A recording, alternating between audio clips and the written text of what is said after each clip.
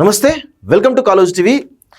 సుప్రీంకోర్టులో జీవో 9 ఏదైతే బీసీలకు సంబంధించినటువంటి 42 రిజర్వేషన్ సంబంధించి రాష్ట్ర ప్రభుత్వం తీసుకొచ్చినటువంటి జీవో నెంబర్ 9 ఏదైతే ఉందో దాన్ని సవాలు చేస్తూ అది ఆల్రెడీ హైకోర్టులో కేసు నడుస్తుండగానే 8వ తారీఖు ఆల్రెడీ తుది తీర్పు ఇస్తా అని చెప్పినటువంటి హైకోర్టు న్యాయస్థానం అందులో పెండింగ్లో ఉండగానే ముందుగానే వంగా గోపాల్ రెడ్డి అనేటువంటి ఒక వ్యక్తి సుప్రీంకోర్టులో పిటిషన్ వేయడం జరిగింది.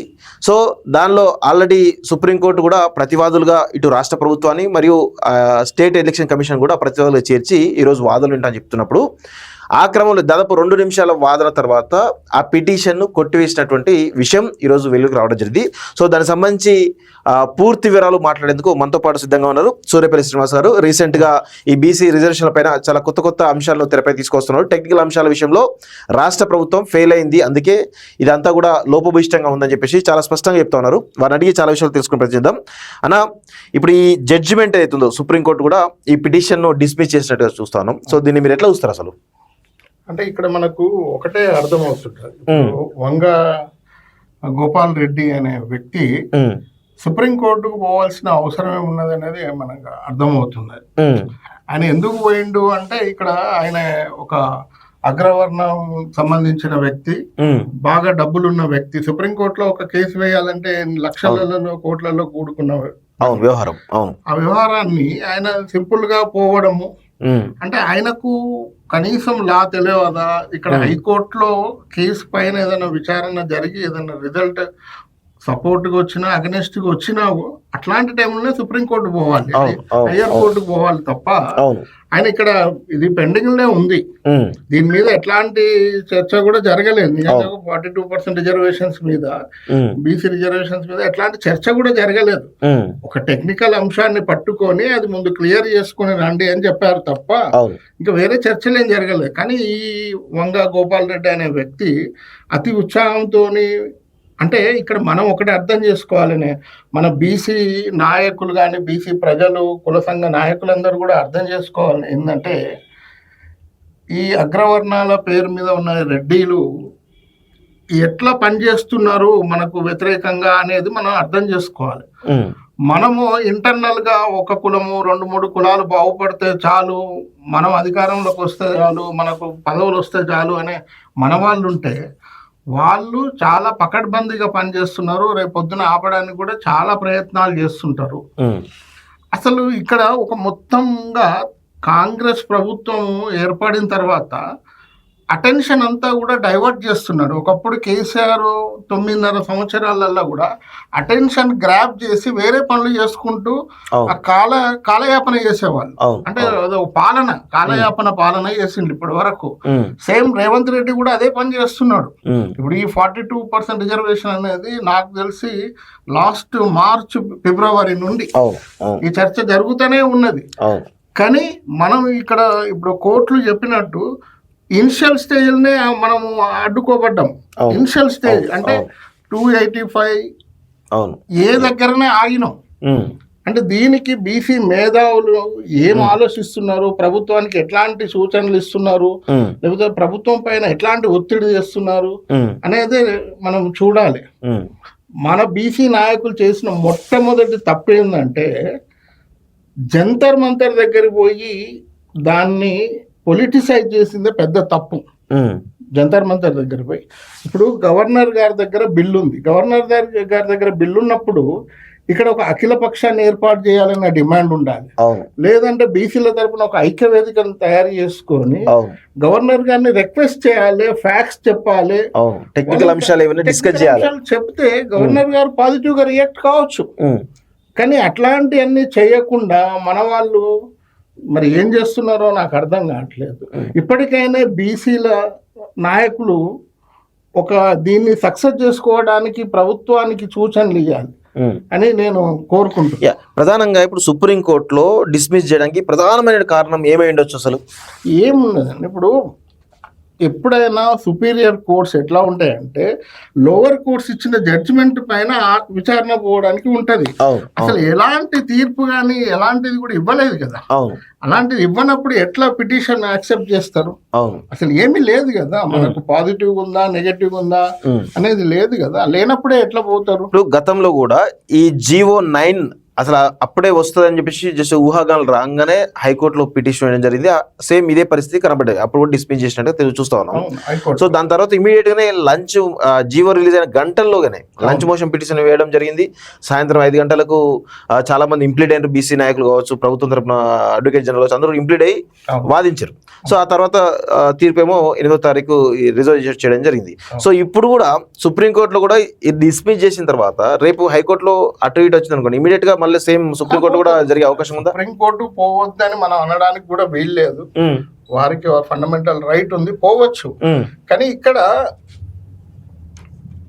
ఈ అగ్రవర్ణాలు ఉన్న రెడ్డి సంఘంలో ఉన్న వాళ్ళు కావచ్చు, రెడ్డి సంఘంలో ఉన్న మంత్రులు కావచ్చు, కాంగ్రెస్ పార్టీలో ఉన్న రెడ్డి ఎమ్మెల్యేలు కావచ్చు, వీళ్ళందరూ లేకపోతే ముఖ్యంగా రేవంత్ రెడ్డి దీని వెనుక ఉన్నాడు అనే ఒక ఆరోపణలు కూడా వస్తుంటాయి.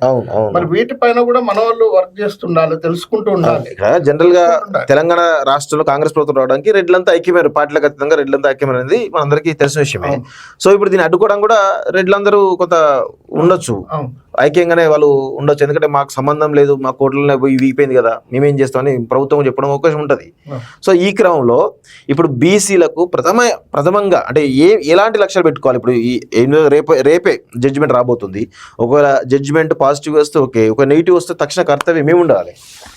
తక్షణ కర్తవ్యం అసలు ఇప్పటికి కూడా రాష్ట్ర ప్రభుత్వము, తర్వాత ఎక్స్పర్ట్స్ కమిటీ అనుకోండి, 1 man కమిటీ అనుకోండి, ఎట్లాంటి నివేదిక ఇచ్చింది అనేది బహిర్గతం చేయట్లేదు. ముఖ్యంగా నేనేమంటున్నా అంటే బీసీ నాయకులు అందరినీ కూడా ఇప్పుడు వీళ్ళు కంప్లీట్ గా డైవర్ట్ చేస్తున్నారు, ఇష్యూస్ డైవర్ట్ చేస్తున్నారు. ఇప్పుడు పొలిటిసైజ్ చేస్తున్నారు.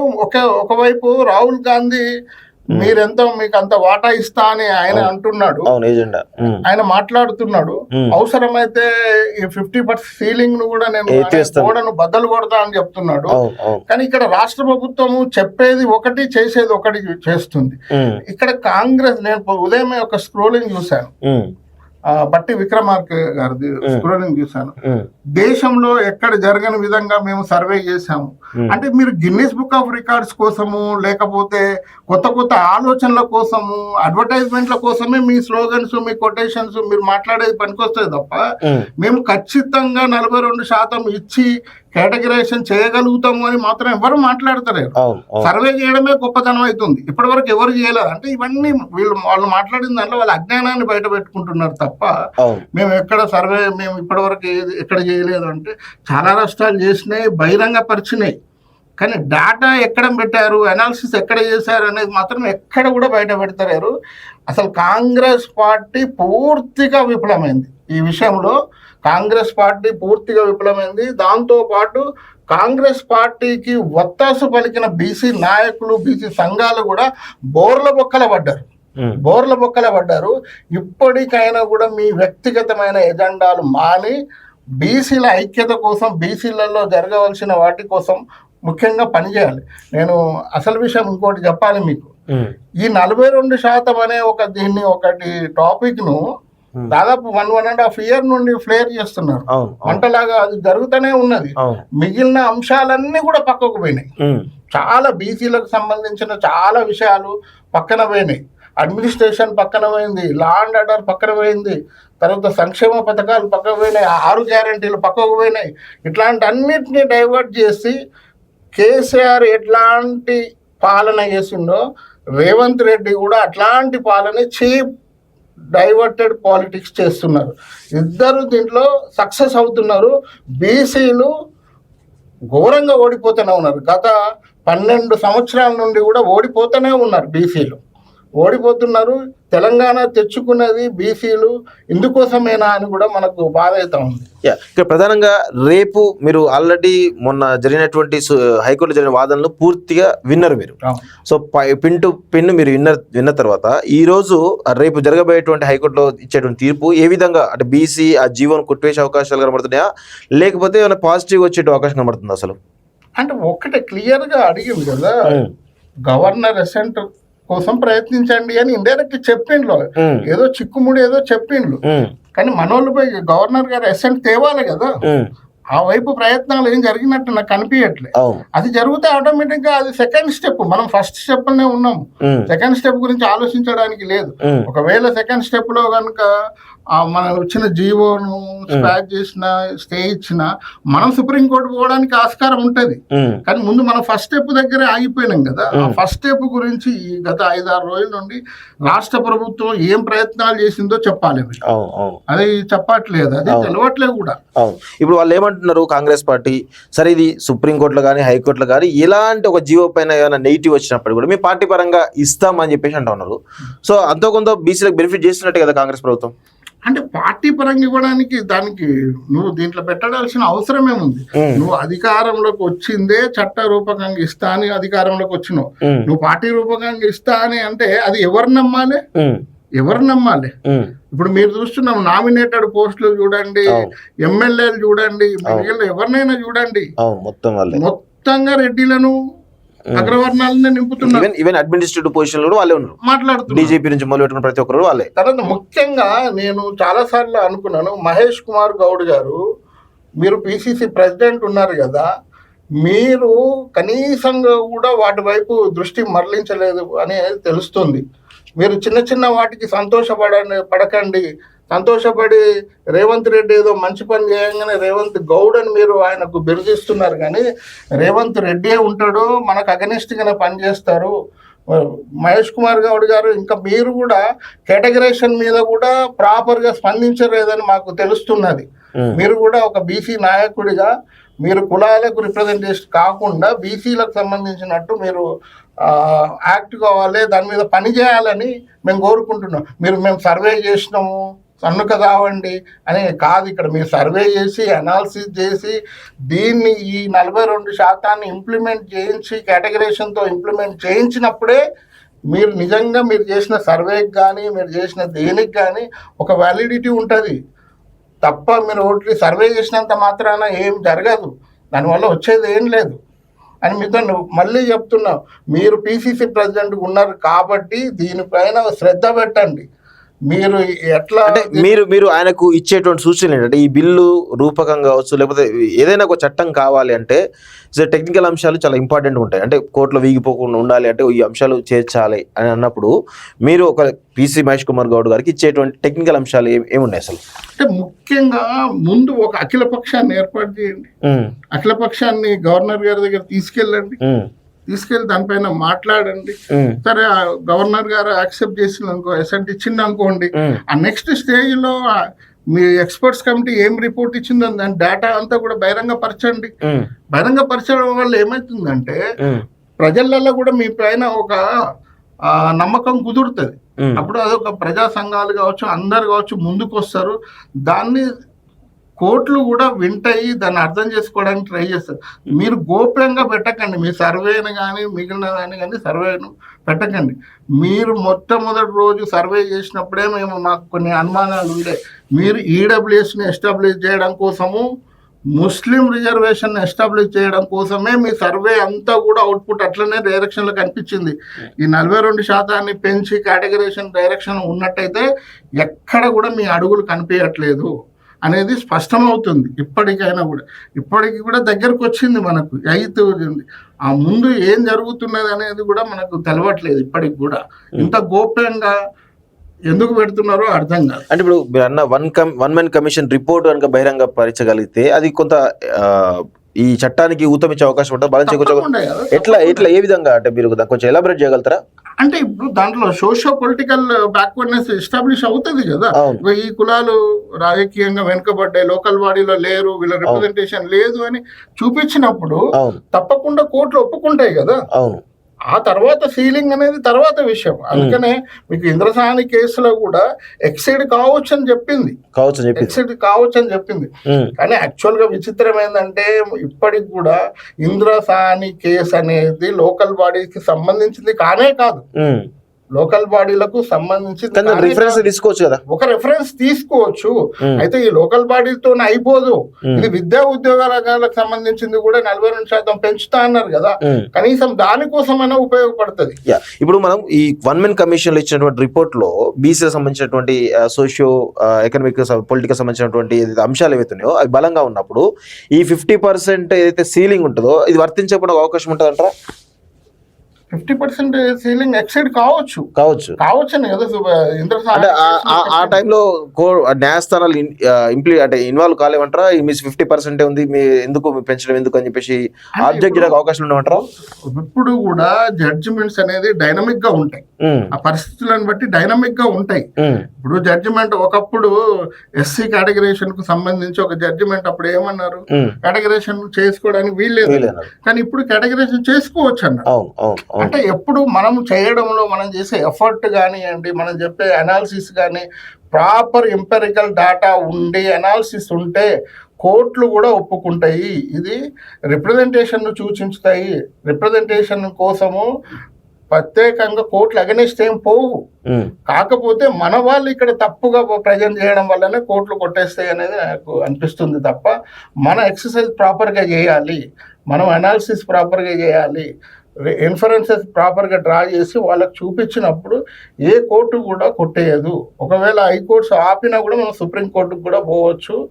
కోర్టు జడ్జిమెంట్స్ అనేవి డిపెండ్ ఆన్ జడ్జెస్, వాళ్ళ ఆలోచన విధానాన్ని బట్టి, వాళ్ళు లౌక్యాన్ని అక్కడ ప్రజలలో ఉండే సమస్యను బట్టి కూడా తీర్పులు ఇస్తూ ఉంటారు. అది ఏదైనా కాన్స్టిట్యూషన్కి లోబడే ఉంటుంది. ఎక్కడ కూడా కాన్స్టిట్యూషన్లో 50% సీలింగ్ అనేది లేనే లేదు కాబట్టి అది కోర్టులలో కూడా చెల్లడానికి ఎందుకు ప్రతి దగ్గర కూడా 50% సీలింగ్ ఉంది కదా, రాజ్యాంగం ప్రకారం పోవాలి కదా, ఎందుకు రాజ్యాంగం అతిక్రమించి చెప్పి ప్రతిసారి వాదనలు వినిపిస్తా ఉన్నాయి. దీనికి కారణం ఏంటి? మన బీసీలే ఎక్కువ దాన్ని లేపింది. అవును, మన బీసీ నాయకులే ఎక్కువ లేపిండు 50% సీలింగ్ అనే దాన్ని చాలా లేపిండ్లు. ఈడబ్ల్యూఎస్ విషయంలో 50% కట్ ఆఫ్ అయింది, ఎక్సీడ్ అయింది.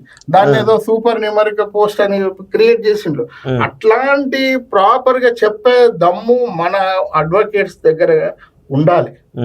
అంటే అన్నిటికన్నా ముఖ్యంగా వాదించినా కూడా డేటా అనేది కంపల్సరీ ఉండాలి, ఇన్ఫరెన్సెస్ డ్రా చేయాలి, మన కంక్లూజన్స్ కి వచ్చి political backwardness, educational backwardness, employment backwardness చూపియాలి. అది రాష్ట్ర ప్రభుత్వం చేసినప్పుడే చెల్లుతాయి. మీరు ఎంత వాదించినా కూడా ఏం చెల్లవు అవి. కానీ ఇప్పుడు ఆ ఎంపీ మీరు అన్న డేటాలో ఇప్పుడు మీరు చాలా గత కొన్ని రోజులుగా బీసీల ఉపవర్గీకరణ అంశాన్ని తెర మీద తీసుకొస్తా ఉన్నారు. సో ఇప్పుడు వాళ్ళు మెన్షన్ చేయగలిగితే అంటే ఉపవర్గీకరణలో భాగంగా ఈ కులాలకు రిప్రజెంటేషన్ లేదు, దీనిలో భాగంగా మేము ఇస్తాం, ఇంత % రిజర్వేషన్ ఇస్తామని చెప్పినా కానీ ఇది కోర్టులు కన్విన్స్ అయ్యే అవకాశం ఉంటుందా? 100% అవుతుంది, 100% అవుతుంది. అందుకనే నేను గత ఇంటర్వ్యూలో చెప్పినట్టు సంచార జాతులు, ఎంబీసీలు ఇప్పటికి కూడా దాదాపుగా 100 కులాలలో 50-60 కులాలు కూడా సర్పంచులు కానోళ్ళు ఉన్నారు. తర్వాత ఎంబీసీలలో మామూలు చైర్మన్లు కానోళ్ళు ఉన్నారు, జడ్పీటీసీ, ఎంపీటీసీ చైర్మన్లు కానోళ్ళు, ఎమ్మెల్యే, ఎంపీ అనేది దేవుడారు. నేను ఇంకొక విషయం చెప్తున్నా ఈ సందర్భంగా, కేటగరైజేషన్ గురించి మాట్లాడితే 42% అడ్డుకోవడానికి అని చాలా మంది బీసీలు అనుకుంటున్నారు, కానీ అది రాంగ్ కాన్సెప్ట్. మీకు ఒక ఉదాహరణ ఇస్తాను. మనకు మండల్ కమిషన్ ఏర్పడింది 92లో, ఇంప్లిమెంటేషన్ వచ్చింది 92లో, అది ఎంప్లాయ్మెంట్ లో. 2006లో ఎడ్యుకేషన్ లో కూడా వచ్చింది. ఒక 1.5 year బ్యాక్ ఈ ఓబీసీ కేటగరైజేషన్ మీద స్టడీ చేయడం కోసం జస్టిస్ రోహిణి కమిషన్ అపాయింట్ చేసింది. ఆమె ఇచ్చిన రెఫరెన్సెస్ ఆమె ఒక పేపర్లో ఇచ్చింది, ఫైండింగ్స్ ఇచ్చింది. ఇప్పటికి కూడా 1000 కులాలకు 0 రిప్రజెంటేషన్ అని ఇచ్చింది. Political representation, employment, education political లేదు. మనకు central government employment and education లో 27%లో ఒక 100 కులాలే 75% తిన్నాయి అని చెప్తున్నారు. అంటే ఎడ్యుకేషన్ లో, ఎంప్లాయ్మెంట్ లో. అంటే ఇప్పుడు కొన్ని వేల కులాలు మన దేశంలో 2500 చిల్లర కులాలలో, బీసీ కులాలలో ఇప్పటికి 1000 కులాలకు 0 రిప్రజెంటేషన్ అంటున్నది. నేను ఇప్పుడు అడుగుతున్నాను, ఈ బీసీ నాయకులకు ఇట్లాంటి సమస్యలన్నీ తీర్చకుండా, ఇట్లాంటి సమస్యలన్నీ పెట్టుకొని మనం ఐక్యత కావాలి అంటే ఎట్లా ఐక్యత అవుతాము? ఇప్పుడు ఇంకొకటి ఏంటంటే, మీకు ఈ ఎరా అంతా కూడా కేటగరేషన్ ఎరా అని చెప్పడానికి వీలుంది. దాదాపు 30 సంవత్సరాల ఎస్సీ ఎస్టీ వర్గీకరణ జరిగింది. అది అంటే పూరెస్ట్ ఆఫ్ పూర్కు మనం సర్వే చేయడం కోసము అంటే ప్రతి ఒక్కరు ఆలోచిస్తున్నారు. కేటగరేషన్ అనేది విభజించడం కాదు, ఎవరి వాటా వాళ్ళకి ఇవ్వడం కోసము చేస్తున్న ప్రయత్నం ఇది. ఇట్లాంటి ప్రయత్నాలు జరుగుతున్న క్రమంలో చాలా మైన్యూట్గా వర్క్ స్టడీ చేయాలి. ఇప్పుడు డేటాను అనాలిసిస్ చేయాలి. ఏ కులాలైతే రాజకీయంగా, తర్వాత విద్యాపరంగా, ఆర్థికంగా, ఎంప్లాయ్మెంట్లో ఎవరైతే వీక్ ఉన్నారో వాళ్ళందరి డేటా కూడా ఇవ్వాలి. అసలు ఇదంతా ప్రయత్నము తెలంగాణ వచ్చినాక జరిగేది ఉండే. సమగ్ర కుటుంబ సర్వే చేసి తన సంకల పెట్టుకున్నాడు కేసీఆర్. సమగ్ర కుటుంబ సర్వే చేసి తన వ్యక్తిగతమైన పొలిటికల్ దానికోసమే ఉపయోగించుకున్నాడు.